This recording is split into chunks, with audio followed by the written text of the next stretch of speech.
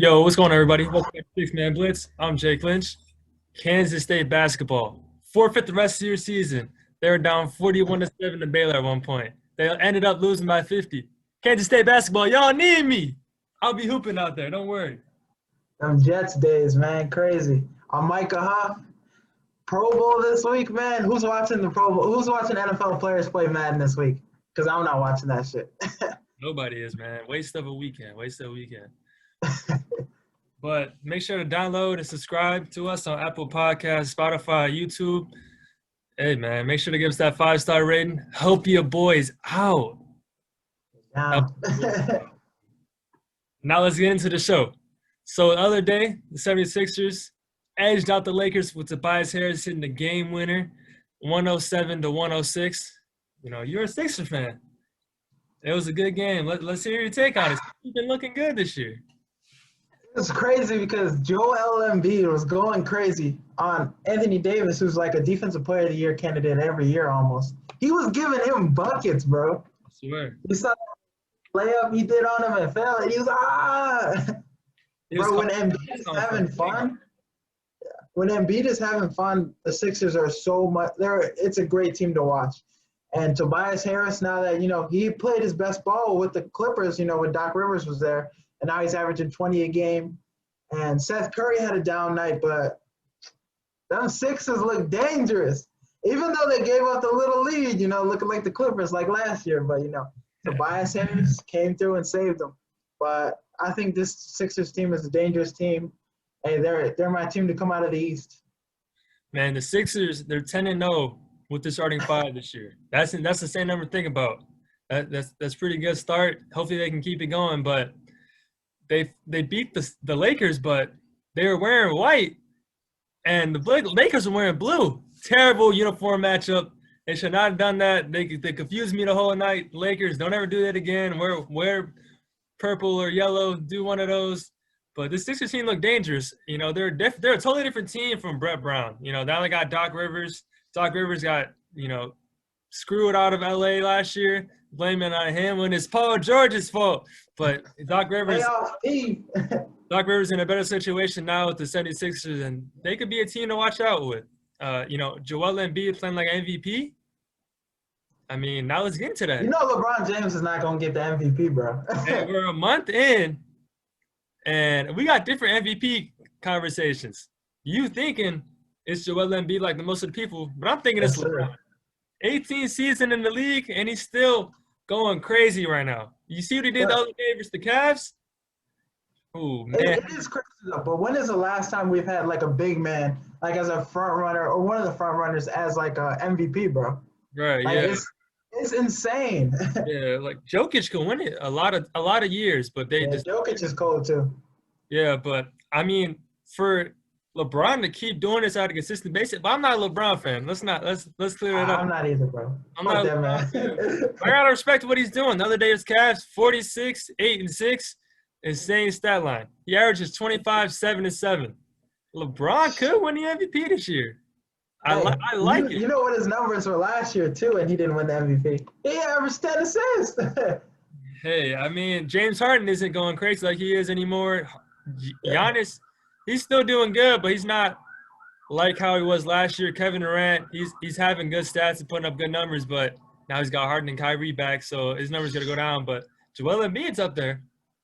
Yeah, he is. That's my guy. So, you think he's going to win MVP or what? Yeah, I think I don't know, because it's a toss-up because Embiid's up there, LeBron, and Kevin Durant.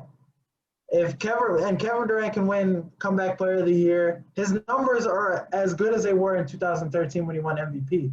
It's just he averaged 32 2013, but his shooting percentage is better.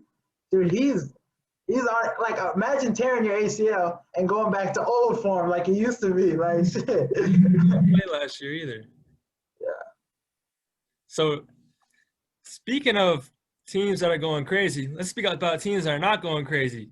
The New Orleans Pelicans, they're looking like dog water.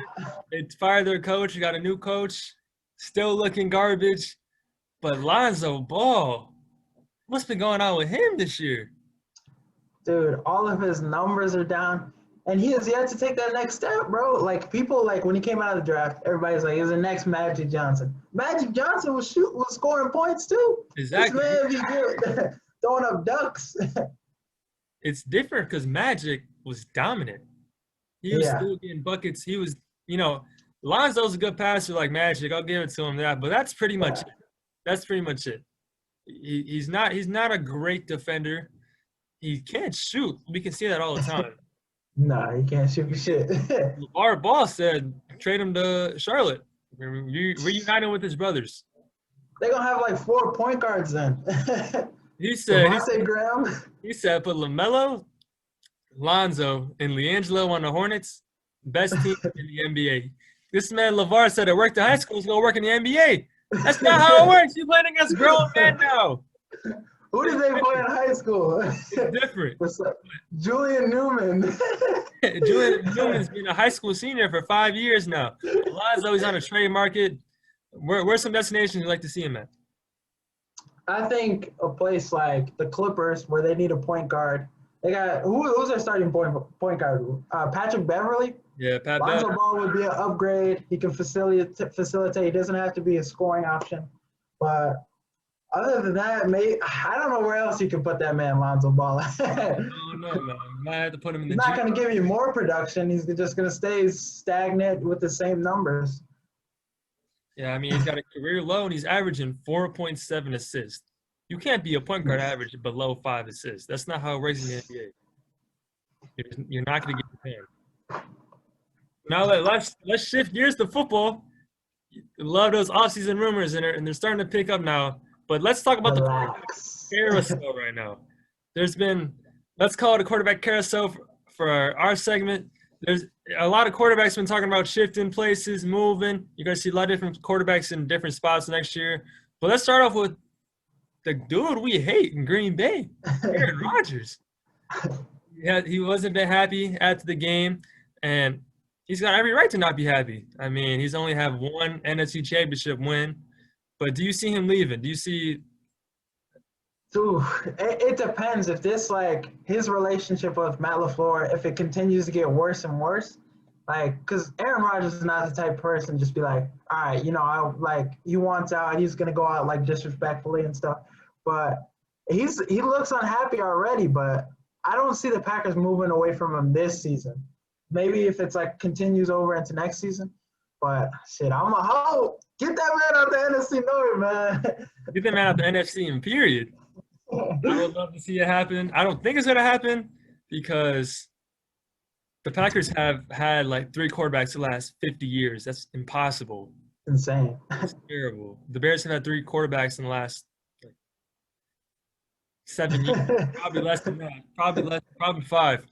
But I would love to see him leave Green Bay. He was talking about how nothing's too sure in the NFL. I think he's just talking. Yeah. I don't see him leaving. The Packers aren't going to trade him.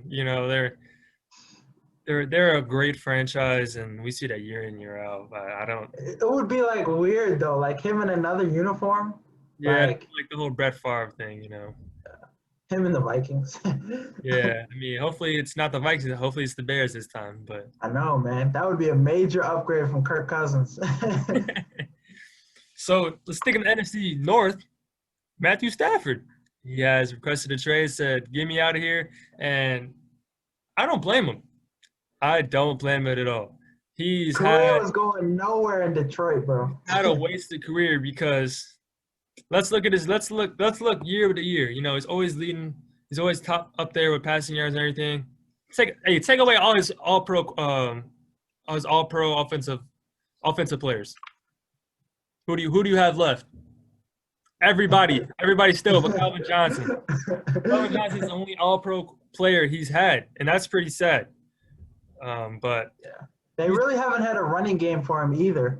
Besides the 1 year Reggie Bush was there, and Kenny Galladay was out a lot this year, but he still gets it done. Throws 4,000 yards. He puts up numbers, but you wouldn't notice it as much because he's in Detroit and he gets like 5 wins a year. Yeah, I mean, the things he can do, though, is insane. You can see him passing the ball and all this. he's throwing no-look passes, and you don't even know because it's the Lions, the worst franchise in the NFL. Calvin Johnson retired at 10 years. Barry Sanders retired at 10 years. It's a terrible franchise. Hey, Lions on the come up, though. Matt Campbell biting off kneecaps. You're like, let me get the hell out of here, man. All right, so now let's fly west. Let's go to the Los Angeles Rams. Jon Wolford and Jared Goff, open quarterback competition this fall and this summer. Do you think Goff is on the hot seat, going to be a backup? All that money is getting. Do you see AAF legend Jon Wolford? Yeah, legend. This is crazy because, this man, a lot of people are raving about Jared Goff. You know, his years with Jeff Fisher were terrible, but, when you give him Sean McVay, he got everything out of Goff he could. But, when you have a championship caliber defense, you can't underperform like he has been, this year. So I think, all these quarterbacks that are coming around this market, man, Goff better hold on to that money because you grown, man. Yeah, I mean, his agent and the Rams were trying to talk to his agent, trying to edit the contract. He was like, "Nah, I'm good. I'm good." Hey, I'm right, you good. All that money, you better keep that money. Go to the bank, cash out. Because, man, this year he had wasn't the best, wasn't the worst. No. But when you had Jalen Ramsey and Aaron Donald, two of the best defensive players, man, you got to do good. It's like Mitch Trubisky. You got to maximize that time. You can't just waste those good years you got. You know what I mean? Like Mitch Trubisky in 2018, that Bears defense was amazing. And that was amazing defense. It wasn't.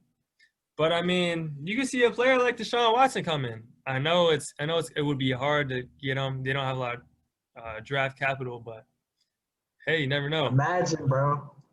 Imagine Deshaun in LA. Speaking of Deshaun, he finally requested a trade, but we all seen that coming though. And there's a lot of teams heavily interested in him. And I mean, obviously, about half the teams already called interested for him. The Panthers they ramped up their trade talks. The Bears seem interested. I mean, I still like the Dolphins trade scenario. Yeah, the Dolphins got the best one. But if you're the Texans, do you ask for Xavier Howard? I feel like the Texans, they can do a lot here. They can do a lot. But with the Dolphins trading away, I don't think the Dolphins will trade away the third. They're not trading away both first-round picks this year. It's just like the Jets trade proposal. Jets aren't trading away the second pick to the Texans to get Deshaun. They're keeping that second pick. They got the 26th pick too with the Jamal Adams trade, but they're keeping that second pick. And damn right. But they're going to need it. A lot of trade scenarios, but is Deshaun Watson really worth 3 first-round picks though? Dude, in the right system, because in the NFL, if you have the right quarterback, you can just build around him. You know what I mean? Right. But if you don't have that quarterback, it doesn't matter what you got around him. You see with the Rams, they have the championship-level defense. Cam Akers is a great running back. He's progressing. But Jared Goff, is not going to get you to the finish line. You know what I mean? So it's all about that quarterback. And Deshaun Watson, he's a proven guy, man. The Michael Jordan of football. But 3 first-round picks is a whole lot. Yeah. But you never know with the NFL, man. Yeah, I mean, the NFL's like the NBA, and they're trading away 2027 first-round picks like they're nothing. The NFL, you got to hold on to those picks, but it's going to take a lot to trade 3 first-round picks, though. Yeah. And especially the Dolphins trading away Tua, who they just got. A lot of people have been comparing Tua to Drew Brees because Drew Brees got traded away, and then he turned it around. But you can't really flip shit on that, They benched that man for Ryan Fitzpatrick. It's magic. So now let's talk about the NFL draft. Love the NFL draft. Big NFL draft guy. Mel Kiper. Who the hell is this Mel Kiper guy? How do you not love Mel Kiper? He released his first mock draft, and he had DeVonta Smith going number 2 to the New York Jets. Do you think that's too high or what? Because I got a strong opinion about this, but I'll let you go first, though. That's definitely way too high.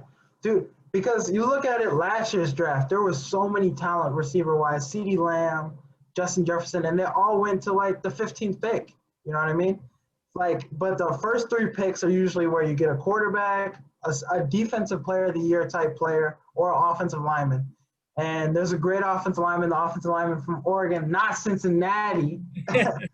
Yeah, you can pick up him, but if I'm the Jets, I'm not getting DeVonta Smith. I'm either getting a lineman or I'm trading down. No, yeah, I mean, I love DeVonta Smith. I'm a big DeVonta Smith guy.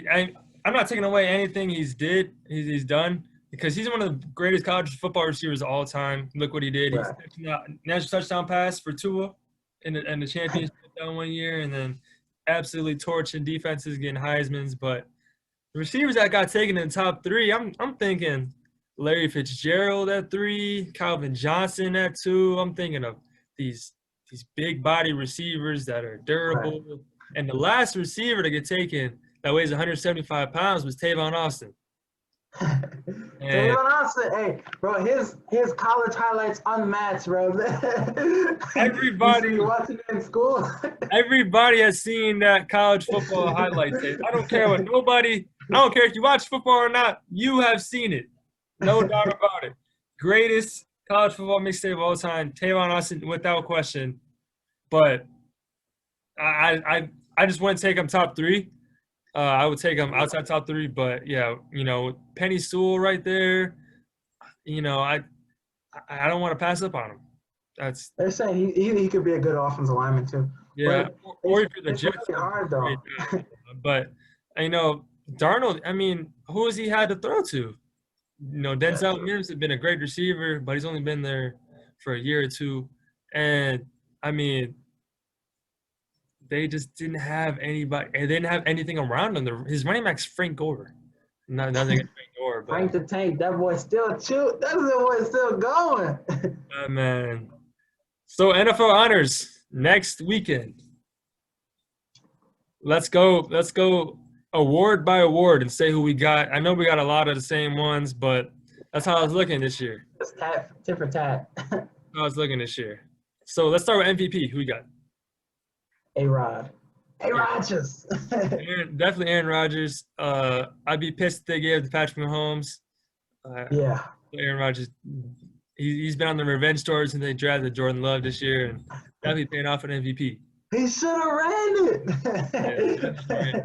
Offensive Player of the Year. Derrick Henry, man.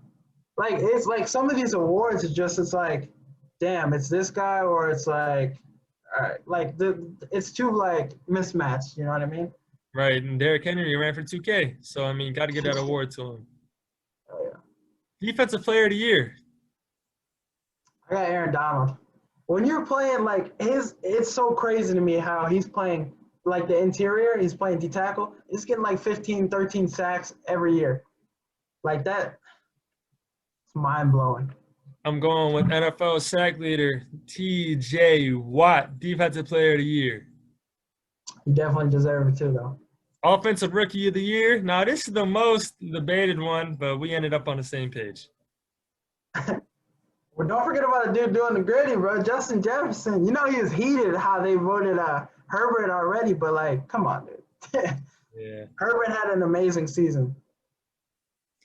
Yeah, we're both going with Herbert. Defensive Rookie of the Year. I want Tom Brady.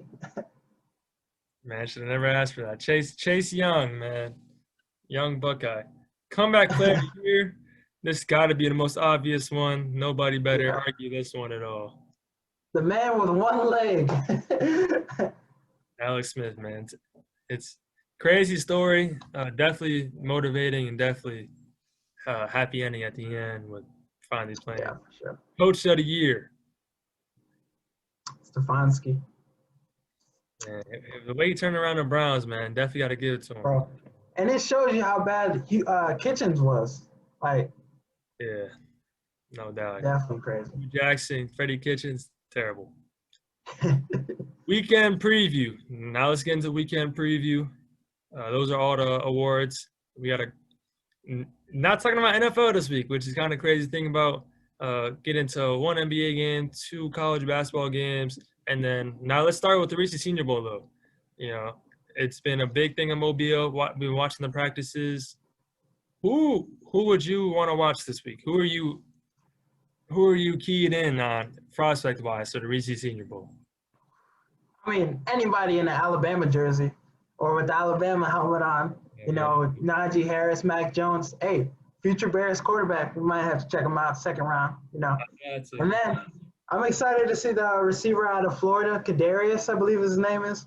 He has 70 receptions, 984 yards receiving. They're saying he could be the next Tyreek Hill. Got to check him out. Definitely got to check him out. I like what you said about the Alabama players, I should say. But I'm going with Mac Jones. If you look at the top of the quarterback rankings, got Trevor Lawrence. He's underclassman. He cannot go. He don't need to play in the Senior Bowl. But it's only a senior. He's not a senior. Zach Wilson, not a senior. Justin Fields, not a senior. Trey Lance, not a senior. So he is the best prospect in the Senior Bowl, quarterback-wise. He's like the 5th prospect right now. So he can earn his way into the first round by going crazy this game. And if you look at recent Alabama quarterbacks playing the Senior Bowl, last one was A.J. McCarron. He did not play in this game, and he ultimately fell to the 5th round. I think he's way better than A.J. McCarron. I think he'll probably end up going first round. But Kyle Trask, he was at the Senior Bowl. He left. It's not looking good for him. I like Quinn Mertz, Whitewater O-lineman. He's been going crazy. He's got the Ezekiel Elliott crop top. Hey, you don't need to go Division I to, get a chance, like the coaches be saying. Bunch of people been retweeting that shit. Hey, man. Coach, I can't go to the NFL playing D1. Hey, Richie, look at this D3 guy. That's what everyone's been talking about on Twitter. But I don't know. The American offensive line is looking pretty. The left side, Trey Smith, tackle out of Tennessee. Man, is huge. Yeah. Left guard, Tennessee. Deontay Brown out of Alabama. This left side of the American team, definitely been on the lookout for that. I like this matchup. Big college draft guy. So definitely take a look out at that. Now let's go into the NBA. Biggest game this weekend. Got to talk about those Los Angeles Lakers. Got to talk about them. They're playing Saturday at 7:30 Central Time on ABC, playing the Boston Celtics, renewing one of the best rivalries in the NBA. What are your thoughts on this game? Can't talk about the Celtics, Jason Tatum, without bringing up Deuce Tatum. Shout out, little man. But, Kemba Walker's back healthy. They got Tatum back. And those three just got to get back to playing together again because, Kemba Walker, he had 14 points in the last game. And Tatum, 25 usual every time he gets on the floor. Jaylen Brown's playing good, but they just need to keep, getting that gel better together. And but this Lakers team, they're a little iffy sometimes, man. And LeBron James, man, in the fourth quarter, I'm fouling him. 2 free throws missed in the crunch time? Come on. That ain't my GOAT. That ain't my GOAT either, man. But it's going to be a good game. I think Jaylen Brown has passed Jason Tatum this year, with Tatum being out and Jaylen Brown carrying the whole team. This duo is one of the best duos. I think they're the best duo under 25. And if you can keep those two together for a while, you're going to have great success in Boston. But having Kemba spacing out the floor, hopefully that man Tristan Thompson doesn't start, and then the Celtics will win the game. But if Tristan Thompson plays, they're terrible. Tristan Thompson's awful. I think it should be a good game. I like to see LeBron matched up versus Tatum and Jaylen Brown. I think it'll be a good matchup. I got the Celtics, obviously. You know me. I got the Celtics too, man. No device, man. No device. All right, now let's go into Big Ten basketball. Gotta love college basketball, man. Once you start getting around February, that's when it starts to pick up with all these big matchups in the conference play. And then you start to get into the conference tournaments. I don't know if that's happening this year. We'll end up seeing. But now let's talk about number 7, Iowa, going to number 19, Illinois. Friday night, Fox Sports 1. Oof. Illinois, they've only beat one ranked opponent this year, and that's Duke. But those other games, they haven't been able to finish. And I think Io and Kofi need to have a big game this week. But this Iowa team is really good, man. They're number 1 in assists to turnover ratio and number 1 in assists in the country. And it's really easy to do that when you got your big man averaging 26 a game and leading college basketball with that. And it's really easy, to beat the double teams, pass it out to somebody. And they got some shooters, so. But I got Iowa in this one, even though I like Illinois. Hey, man, I don't like Iowa, man. Shout out that man, Coach Beck. But this Iowa Big Three, Luka Garza, Bohannon, McCaffrey, one of the best Big Threes in college basketball. And I don't even like Iowa. But, man, when you start double teaming Garza can just kick it out. They're going to make those threes. Them white boys, they shoot. They shoot well. But I don't know. If Coburn and Ayo come out and have a great game, Ayo needs to start sharing the ball. If Coburn could shoot the ball more than 13 times, because the game before they lost, Coburn only shot the ball 7 times. He went 7 for 7, but only shot the ball 7 times. Like, if you're one of the best players in the country, you cannot be shooting the ball 7 times. He is a physique down low. He's huge. You need to get him the ball, start shooting it, maybe be even sent to the free throw line. But I got Illinois making the surprise up there. Hey, man. More than that.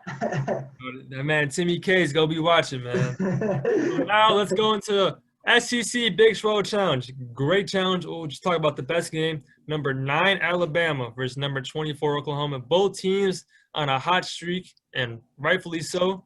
But we don't talk about Alabama basketball a lot. Now let's get into it. Yeah, if you thought you saw Alabama ranked number 9, you would think it'd be for football or something like that. The basketball team is usually not, they had, besides Colin Sexton, remember that one game where they had just like 3 people on the court? But Alabama's rolling, but so is Oklahoma, coming off 2 big wins against Texas and Kansas. But I think if they're going to have a good game, they need Austin Reeves to have a good game. He had 23 against Texas, and he's going to need to recreate that, against this Alabama team. Alabama's got 10 straight wins right now. Undefeated in SEC play. It's unheard of. Best team in SEC is Alabama. But Oklahoma, Big 12 is a hard conference. Number one pick probably, Cade Cunningham, isn't even going to win Player of the Year in the Big 12. It's insane. Yeah. The conference is loaded from top to bottom. They're going to have a lot of teams go far in the tournament.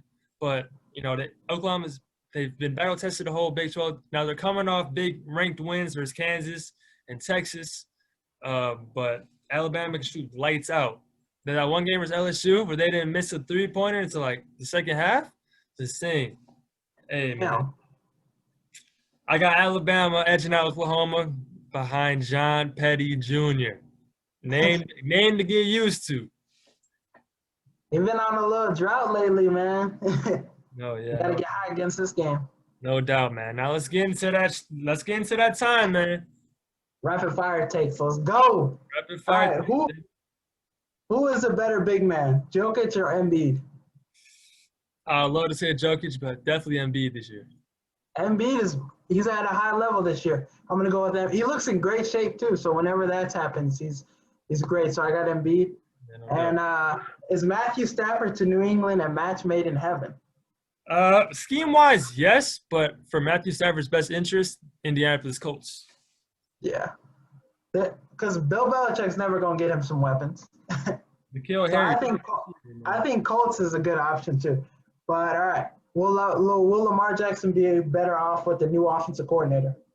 I feel like yes, they were calling out his plays before they even said the hike. So definitely get him some new coordinator. They just a run dominant offense, and it's like when it works, you go and do it till it doesn't. You know what I mean? And when it doesn't, but I think it's more than offense coordinator. They need weapons. Mark Ingram gone too. Oh yeah, but Dobbins gonna have a big year next year. All right, is the Jazz 10-game winning streak a big deal? I say yeah. Anytime you win 10 games is a big deal, especially in the West. Yeah. But Rudy Gobert is still cheeks. Man, get everybody coming. I got the whole league. I think it is a big deal, but going towards the playoffs, they're still not a conference championship team. So I don't know, man. But free Bradley Beal. Where do you think he's gonna land? Man, just trade that man anywhere. He'll be happy. He dropped 47 last night. They still lost. You see, Russell Westbrook has 126 shots and 126 points. That's terrible. That's awful. Bradley Beal already has his bags packed. Bradley Beal already has the bags packed. Like, he's ready to go. Trade that man. I think if you give him somewhere like the Bucks or the Clippers, dude, that's dangerous spots. But anywhere where he can contend. Definitely, he needs to finally make the playoffs. Well, he's probably made playoffs before, but have a chance. With the John Wall days. All right, you got 3 dinner guests. Who are you choosing? Dead or alive? Dead or alive? Definitely got to start off with Kobe. It's the anniversary of the day he passed. Man, got to go with Kobe. Steve Fontaine, definitely for sure. Track athlete. And then let's stay away from athletes and go Pete Davidson. You got to have a funny guest in there. Got to. Yes, sir. I'm going to go with Derrick Rose, Dave Chappelle, and J. Cole. Give you a little bit of both. So, sure. Athlete, J. Cole, musician. He going, play some tunes. The real is back. Looking at Jermaine Cole. The real is back. The veal is back. There's nobody funnier in this world than Dave Chappelle. No doubt about it. All right, what you got for us for closing remarks, bro? Man, let's stick to Chicago basketball for closing remarks. Candace Parker, Naperville Central alumni, baby, coming back home, playing for the Chicago Sky. And apparently she formed a super team. I didn't know it's a guy were a good team. Apparently they are now. Apparently they're a super team. So watch out for Chicago Sky. NBA All-Star voting is back up. And you know who we pushing for? Pushing for Patrick Williams, baby.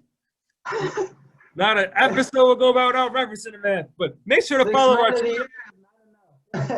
Make sure to follow our Twitter page at 6Man Blitz. We will be posting Patrick Williams All-Star votes every day. Get them in an All-Star game this year. On a more serious note, though, I know you guys heard about the Chad Wheeler situation. Prayers go up to the victim and stuff. Like, I hope she gets the help she needs and she gets to recover. But I will not let this shit slide with Chad Wheeler. This man said, I will step away from the game. Like, you had a choice. Yeah, you had to step away from the game. Like, you dirty. Put that man in the chair. Yeah, put the GGs in the chat, man. That man is unacceptable, man. Put that man 6 feet under, bro. That ain't right, man. And what he did, that's unacceptable. He should never play football ever again. He can't be no. And the worst part about it is, too, like, this shit happened Saturday, and we found out about it yesterday. It's crazy, man. And he made her unconscious, and he started eating dinner right next to her, man, acting like nothing happened. Right, man. That shit's not right. Now let's go into the song of the week. What you got? You know what day it is? January 28th. J. Cole. Happy birthday to the GOAT, man. Jermaine Cole. Hey, give it a listen,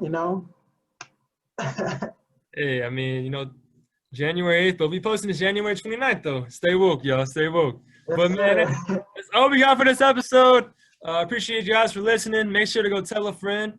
Make sure to go subscribe on everything. But y'all, downloads up. Hey, if y'all already listening, y'all probably already subscribed. But man, go share it with a cousin. Go share it with a nephew, niece, uncle, grandma, neighbor, dog's neighbor. Do anything y'all can, man. Help your boys out. It would mean the most. But that's all we got for today. Appreciate you guys again. Sure. Peace out.